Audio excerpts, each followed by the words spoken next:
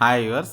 ఈ వీడియోలో తెలంగాణలో మరొక కొత్త పథకం అయితే రాబోతుంది. దీనికి సంబంధించి ఏమేమి డాక్యుమెంట్స్ కావాలి, ఎప్పటి నుంచి అప్లై అవ్వబోతుంది, ఆ కొత్త పథకం పేరేంటి, ఈ వీడియోలో తెలుసుకోవాలనుకుంటే వీడియోలో చివరి వరకు చూడండి. ప్రతి ఒక్కరూ లైక్, సబ్స్క్రైబ్, షేర్ చేయండి. చాలామంది వీడియో చూస్తున్నారు కానీ లైక్, సబ్స్క్రైబ్, షేర్ చేయట్లేదు. ఇప్పుడు మనకి కొత్త పథకానికి సంబంధించిన వివరాలు అయితే మనం ఇప్పుడు చూద్దాం. తెలంగాణలో మరొక కొత్త పథకం అయితే రాబోతుంది.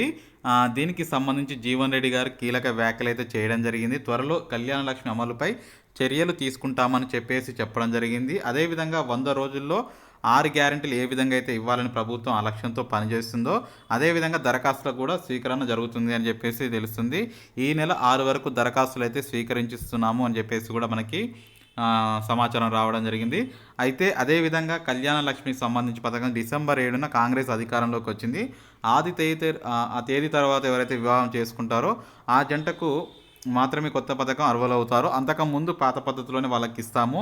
ఇప్పుడు డిసెంబర్ 7 తర్వాత ఎవరైతే పెళ్లి చేసుకున్నారో వారికి ₹1,00,000 ఆర్థిక సహాయంతో పాటు కలిపి తులం బంగారం ఇస్తాము అని చెప్పేసి చెప్పడం జరిగింది.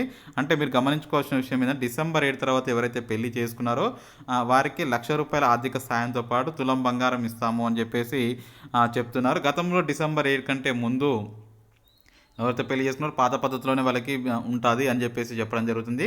తెలంగాణలో అయితే మరొక కొత్త పథకం అని చెప్పుకోవచ్చు. ₹1,00,000 అనేవి డైరెక్ట్గా నేరుగా అకౌంట్లోకి కొట్టేస్తాము. అదేవిధంగా దాంతోపాటు ఎవరైతే పెళ్లి చేసుకుంటారో వారికి 1 తులం బంగారం కూడా ఇస్తామని చెప్తున్నారు. సో ఆ లక్ష్యంతో మా ప్రభుత్వం పనిచేస్తుందని చెప్పేసి కూడా చెప్పడం జరుగుతుంది. ఏదేమైనా 100 రోజుల్లో 6 గ్యారెంటీలు కంప్లీట్ చేస్తాం. దాంతోపాటు ఈ కొత్త పథకానికి కూడా కళ్యాణ లక్ష్మికి శ్రీకారం చుడతాము అని చెప్పేసి కాంగ్రెస్ ప్రభుత్వం అయితే ప్రకటించడం జరిగింది.